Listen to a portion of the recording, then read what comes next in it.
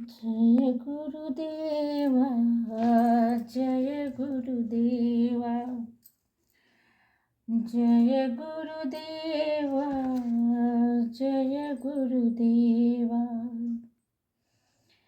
जय गुरुदेवा, जय गुरुदेवा।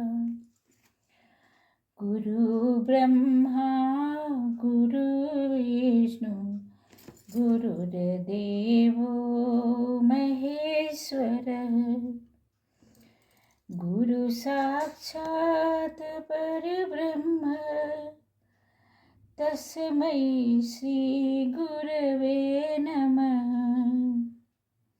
तस्मै श्री गुरवे नमः, तस्मै श्री गुरवे नमः। जय गुरुदेवा, जय गुरुदेवा, जय गुरुदेवा, जय गुरुदेवा।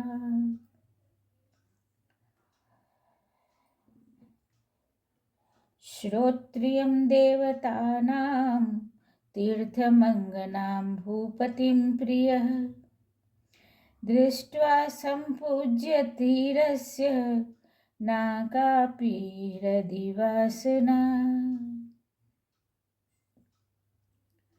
श्रेष्ठ ब्राह्मणों, देवों व देवस्थानों, अनिंद्य सुंदर स्त्री, राजा और राजपद अति प्रिय को भी देखने से ज्ञानी को कोई कामना या वासना नहीं होती। अष्टावक्र ऋषि अपने शिष्य राजा जनक को बताते हुए कहते हैं कि संसारी व्यक्ति आकांक्षाओं का दास है, इच्छाओं का दास है। बिना इच्छा आकांक्षा के वह कभी कोई काम नहीं करता। धर्म, तीर्थ, दान, सेवा आदि सभी कर्म वह फल की इच्छा से करता है। ब्राह्मणों को दान देता है तो शुभेच्छा से, तीर्थाटन करता है तो भी हर मंदिर में याचक बनकर, देवताओं की पूजा भी कुछ न कुछ कामना के साथ करता है। किसी की सेवा सत्कार में भी उसका स्वार्थ निहित होता है। ज्ञानी मनुष्य को किसी प्रकार की कामना नहीं होती। वह सेवा सत्कार भी विशुद्ध सेवा भाव से करता है।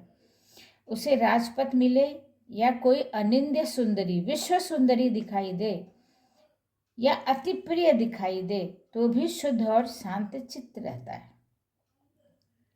जो आत्मलब्ध हो जाता है वह शुद्ध और शांत चित्त रहता है।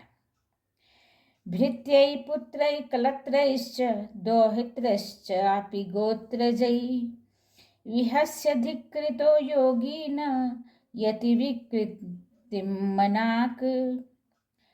जो आत्मज्ञानी है वह अपने निकट संबंधियों, सेवकों, पुत्र पुत्रियों, पत्नी, प्रपौत्रों आदि से दुत्कार मिलने या उपहास करने पर भी क्लांत या अशांत नहीं होता। इस संसार में सभी संबंध स्वार्थ सहित हैं। इनमें ही मोह उत्पन्न होता है। संसारी व्यक्ति इन संबंधों के लिए अत्यधिक कष्ट उठाता है। अपनी पत्नी, संतान आदि के लिए जीवन भर कठोर श्रम करता है। फिर जब वह वृद्ध हो जाता है, अशक्त हो जाता है, तो वह भार लगने लगता है। उसे दुत्कारा जाता है, उपहास किया जाता है। ऐसी स्थिति में वह विषाद से क्लांत हो जाता है और पीड़ा सहता है। क्रोधी है तो क्रोध करता है, कोई न कोई प्रतिक्रिया अवश्य करता है। उसकी बड़ी दयनीय दशा होती है। अपमान से वह पीड़ित हो जाता है, कुछ नहीं कर सकता तो स्वयं को कोसता है कि पहले क्यों नहीं चेताया, ऐसे भुलावे में क्यों पड़ा रहा। जानता था, देखता था कि रिश्ते स्वार्थ पर टिके हैं, पर यह सब उसके विषय भोगों में लिप्तता से जनित पीड़ा है। आत्मज्ञानी ऐसी स्थिति आने पर भी कभी पीड़ित या क्लांत नहीं होता। वह प्रत्येक स्थिति में परम शांत रहता है। विलसन्ति महाभोगै विंशति गिरिगहरान्, निरस्त कल्पना धीरा अबद्धा मुक्त बुद्धये।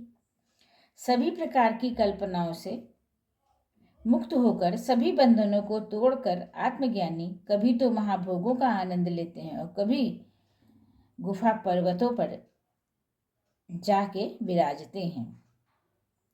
आत्मज्ञानी संसार के कल्पित सुखों में लिप्त ही नहीं होता, वह सब कल्पनाओं को ध्वस्त कर सभी बंधनों से मुक्त हो जाता है। वह प्रारब्ध से प्राप्त विशेष भोगों को भी भोगता है।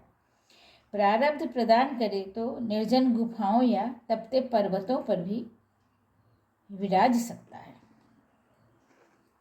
सरस्वती ने स्वर दिया, गुरु ने दीनो ज्ञान, माता पिता ने जन्म दिया, कर्म लिखे भगवान, कर्म लिखे भगवान।